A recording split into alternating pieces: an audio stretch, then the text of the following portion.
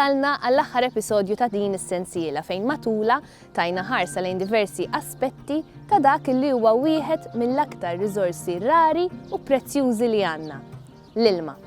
L-importanza li l-ilma jkun salvagwardjat huwa rikonoxxut mill-Unjoni Ewropea, tant illi introduċiet qafas leġislattiv taħt id-direttiva għall-politika tal-ilma il-Water Framework Directive bl-iskop illi jiġu mħarsa l-kwalità u s-sostenibbiltà tar-riżorsi naturali tal-ilma.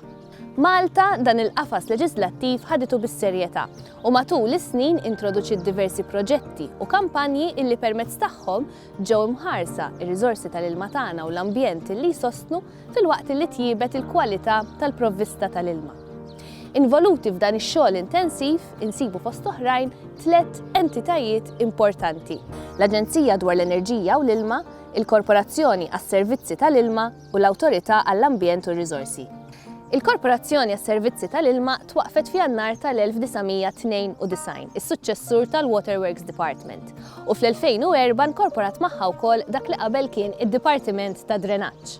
Sabiex bekk il-Water Services Corporation saret responsabbli miċ-ċiklu sħiħ tal-ilma, mill-produzzjoni u d-distribuzzjoni sal-kollezzjoni u t-trattament tal-ilma użat u mormi, id-drenaġġ. Matul is-snin bidlet u introduċiet diversi sistemi li mmodernizzaw il-produzzjoni u d-distribuzzjoni tal-ilma u l-mod kif l-ilma maħmuġ, dak li nirreferu għalih bħala drenaġġ, ikun dispost fil-baħar jew aħjar ikun riutilizzat. Kif semmejna f'din is-sensiela ta' programmi, kemm ilha topera l-Korporazzjoni għas-Servizzi tal-Ilma kien hemm trasformazzjoni kbira fil-kwalità tal-ilma għax-xorb. Illum, it-3 impjanti ta' reverse osmosis jipproduċu madwar 60% tal-ilma potabbli. Il-kumplament jiġi mill-akwiferi ta' taħt l-art, jew inkella kif nirreferu għalih l-ilma tal-pjan.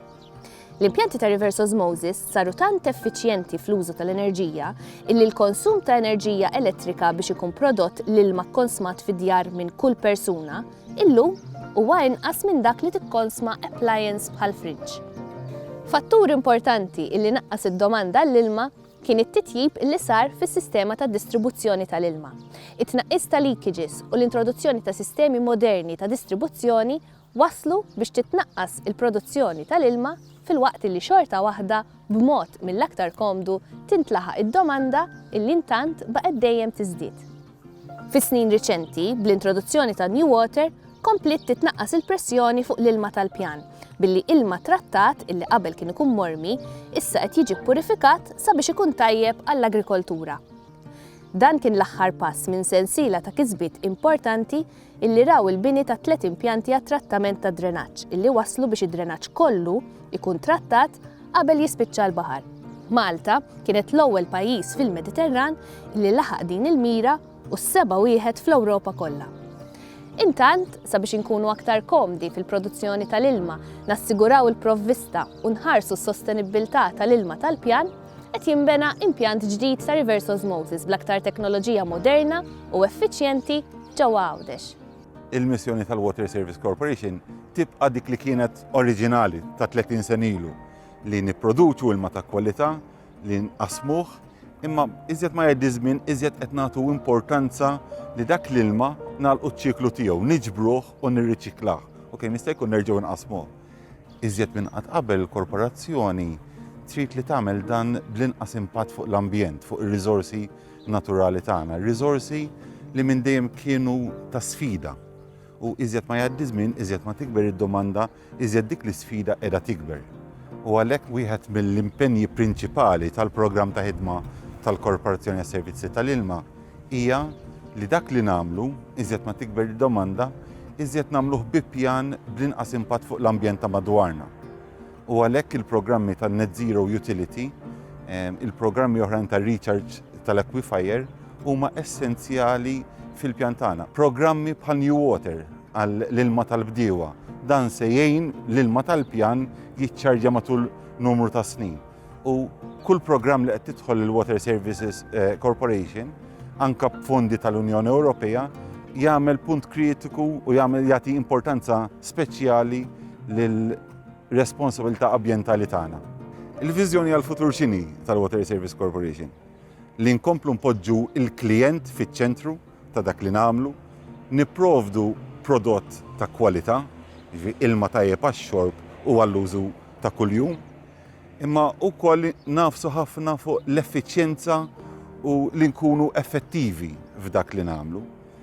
Ovvjament bħala korporazzjoni li hija owned mill-poplu Malti, irridu nagħmlu dan b'responsabbiltajiet speċjali, responsabbiltajiet finanzjarji fejn jieħdu l-management ta' flus il-poplu u responsabiltajiet ambjentali li bħala korporazzjoni iżjed ma jgħaddi żmien iżjed qed nagħtu importanza lil dawn il-żewġ punti kritiċi. L-ambjent naturali u l-iżvilupp ekonomiku sfortunatament rari jimxu jitfit. Kif naraw fl-istorja tal-bniedem, il-bini tal-ibliet ħapost l-ambjent naturali fil-waqt li l-produzzjoni tal-enerġija u l-iżvilupp industrijali kważi dejjem saru għaskapitu tal-ambjent naturali. F'Malta, l-ERA, l-Awtorità l-Ambjent u r-Riżorsi, hija responsabbli mill-ħarsien tal-ambjent u mill-immaniġġjar sostenibbli tar-riżorsi naturali. U dan tagħmlu b'diversi proċessi, fosthom strateġiji, valutazzjoni u permessi ambjentali. Ir-rwol tal-ERA huwa dak li tħares l-ambjenti naturali assoċjati mal-ilmijiet, kemm l-ilma ġiri li nsibu f'wiċċ l-art li huwa daqsxejn skars hawn Malta kif ukoll l-ilmijiet kostali, ġifieri dawk assoċjati mal-baħar. Dan isir permezz ta' dikjarazzjoni ta' żoni protetti li fihom l-attivitajiet li jistgħu jkunu ta' detriment għal dawn l-ilmijiet jiġu regolati b'mod li ma jkunx hemm impatt fuq dawn l-ilmijiet. Hemm diversi attivitajiet li jistgħu jkunu ta' ħsara fuq l-ilma, inkluż attivitajiet li jistgħu pereżempju jbiddlu l-ammont ta' ilma li jkun għaddej mill-miġriet tal-ilma ħelu, kif ukoll attivitajiet li jistgħu jbiddlu l-kwalità tal-ilma, bħal pereżempju ċertu emissjonijiet fil-baħar.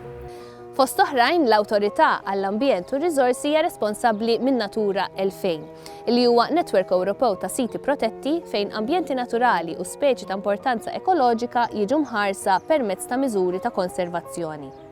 Illum, f'Malta u Għawdex insibu diversi artijiet mistadra u nixxijat tal-ilma illi ġew ikklassifikati bħala żoni protetti għall-importanza ambjentali tagħhom. L-ambjenti naturali assoċjati mal-ilma huma ta' importanza kbira għall biodiversità kemm lokali kif ukoll dik internazzjonali. Insibu siġar bħal siġra tal-logħ u żafżafa l-kbira li jinstabu biss matul nixxijat tal-ilma ħelu. Jew inkella nsibu anke annimali bħal żrinġ u l-qabru li jgħixu biss ġo dan l-ilma ħelu u dawn iż-żewġ speċi huma wkoll endemiċi għal Malta, ġifieri sibhom biss fil-gżejjer tagħna. Għalhekk dan juri l-importanza li nħarsu dawn l-ilmijiet u l-ambjenti naturali assoċjati magħhom. Il-viżjoni tal-ERA għal dawn il-ilmijiet huma li dawn flimkien mal-ambjenti naturali assoċjati magħhom ikunu fi stat ekoloġiku tajjeb u l-kwalità tal-ilma wkoll tkun tajba.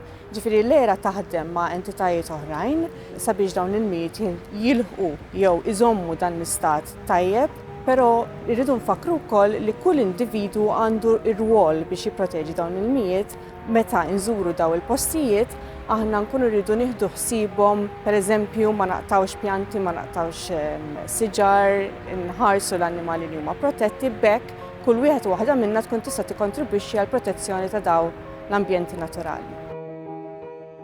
L-Aġenzija dwar l-Enerġija u l-Ilma twaqqfet fl-2014 bilan li tiżviluppa u tikkoordina l-implementazzjoni tal-politika tal-Gvern dwar l-enerġija u l-ilma. L-għanijiet tal-Aġenzija huma li tiżgura s-sigurtà, is-sostenibbiltà u l-affordabilità tal-enerġija u l-ilma mhux biss sal-lum iżda l-futur ukoll. Laqgħet issegwu dan il-programm żgur li smajtu b'din l-Aġenzija x'fil-fatt dan il-programm huwa parti minn kampanja informattiva mnedija mill-Energy and Water Agency bl-isem l-Ilma. Ibda minnek. Jew bl-Ingliż, Water be the change. Apparti li tqajjem kuxjenza u tgħallem dwar il-produzzjoni, l-użu effiċjenti u sostenibbli u l-konservazzjoni ta' riżorsi tagħna, l-Aġenzija dwar l-Enerġija u l-Ilma tikkoordina l-implementazzjoni tal-liġijiet u policies relatati mal-enerġija rinnovabbli, l-effiċjenza fl-użu tal-enerġija, l-immaniġġjar tad-domanda għall-ilma u l-użu sostenibbli tar-riżorsi kollha naturali u alternattivi tal-ilma f'pajjiżna. Imma dan kollu xi jfisser? Ir-rwol tal-Aġenzija l-Enerġija u l-Ilma huwa dak li tikkoordina l-iżvilupp ta' policies nazzjonali f'dawn iż-żewġ setturi li huma kruċjali għal pajjiżna. L-enerġija u l-ilma huma żewġ aspetti, żewġ setturi li jorbtu ma' dak kollu li nagħmlu fil-ħajja tagħna ta' kuljum. L-enerġija u l-ilma huwa importanti fl-industrija, huwa importanti fl-agrikoltura, huwa importanti fit-turiżmu. Però biex ikollna policy nazzjonali ta' l-enerġija, policy nazzjonali tal-ilma, hemm bżonn li jkun hemm direzzjoni waħda. Hemm bżonn li l-pjanijiet settorali tas-setturi differenti jiġbdu ħabel wieħed. U hawnhekk fejn tidħol l-Aġenzija sabiex permezz ta' koordinament tiżgura approach holistiku fl-iżvilupp ta' politika nazzjonali f'dawn iż-żewġ suġġetti. Il-viżjoni tagħna għall-futur hija iffukata l-ewwel xogħol fuq li f'pajjiżna nibqgħu nlaħqu mad-domanda, d-domanda għall-enerġija u d-domanda għall-ilma. Però b'realtà fejn id-domanda qed tiżdied, irridu niddiversifikaw il-mod ta' kif nipproduċu l-enerġija, nipproduċu l-ilma. U hawnhekk fejn jidħlu enerġija rinnovabbli jew inkella sorsi ta' ilma alternattivi. U allura il-policy li tmexxi l-Aġenzija, il-policy li tippromuovi l-Aġenzija huwa dak illi naraw illi fil-waqt li niddiversifikaw ir-riżorsi tagħna, naraw ukoll li dawn jintużaw bl-iktar mod effiċjenti possibbli. Huwa billi nippromovu dawn iż-żewġ aspetti ta' policies taż-żewġ setturi li nistgħu verament fil-futur inlaħqu mad-domanda u bekk jiżguraw l-iżvilupp kontinwu ta' pajjiżna u b'mod li jkollu l-inqas impatt fuq l-ambjent tagħna. F'pajjiż fejn ir-riżorsi naturali tal-ilma huma limitati, il-produzzjoni tal-ilma biex tintlaħaq id-domanda minn dejjem kienet sfida importanti għal kull min kienet imexxi l-pajjiż. U llum mhux inqas. Mingħajr pjan konkret u viżjoni għall-futur, din it-triq taf tkun impossibbli. Aħna konxi li l-ilma huwa riżorsa naturali li rridu nagħmlu dak kollu possibbli biex nieħdu ħsiebha. Għalhekk li bħala gvern impenjati li naraw li ikollna provvista ta' l-ilma, imma fl-istess ħin naraw ukoll li nkunu qegħdin nagħmlu l-aktar użu effiċjenti tal-ilma b'mod l-aktar sostenibbli. Qegħdin naraw ukoll li mmorru għal sorsi alternattivi minn fejn nistgħu niġġeneraw l-ilma, imma fl-istess ħin naraw li ma nkunux qegħdin nagħmlu impatt anki fuq l-ambjent tagħna u dan jagħmel parti wkoll mill-politika tagħna ta' net zero impact. Qegħdin nħarsu wkoll lejn l-ilma minn aspett differenti. Irridu naraw kif nippreservaw kemm jista' jkun l-ilma naturali u rridu li n-nies ikunu konxi wkoll ta' postijiet fejn jinġabar l-ilma. Qed insemmi dan l-aspett mod partikolari pereżempju dwar il-proġett li qegħdin naħdmu vis-à-vis Chadwick Lakes. Hemmhekk bil-ħidma li saret u r-restawr ta' Witil Lejja qegħdin naraw u nwasslu għand in-nies ukoll kif jista' ikollna riserva tal-ilma b'mod partikolari għal bdiewa li hemm fl-akwati ma biex anke n-nies jifhmu kemm huwa importanti li nżommu u nirriservaw l-ilma naturali tagħna.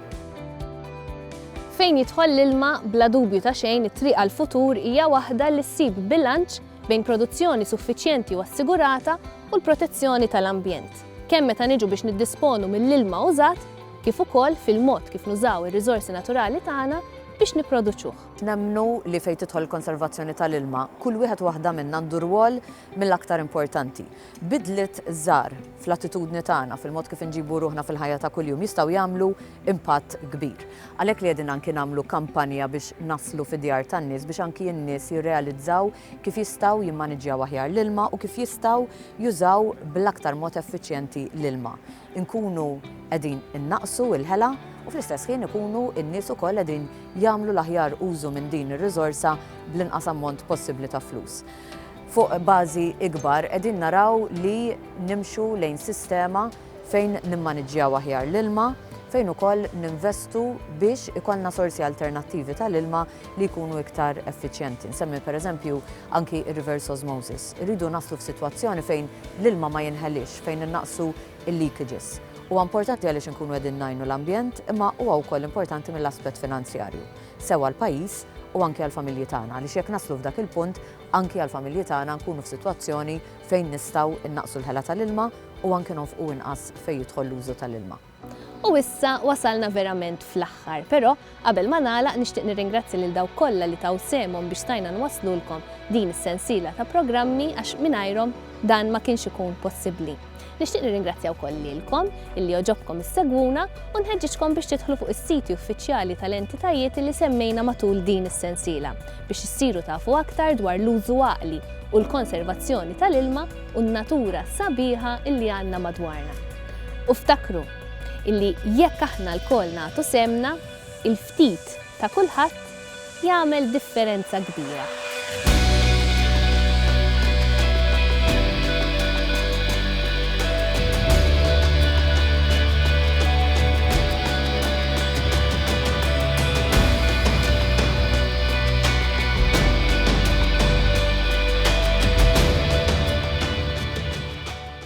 Dan il-proġett u parzjalment iffinanzjat mill-Unjoni Ewropea bħala parti mill-Fond ta' Koeżjoni, Fondi Strutturali u ta' Investiment Ewropej 2014-2020.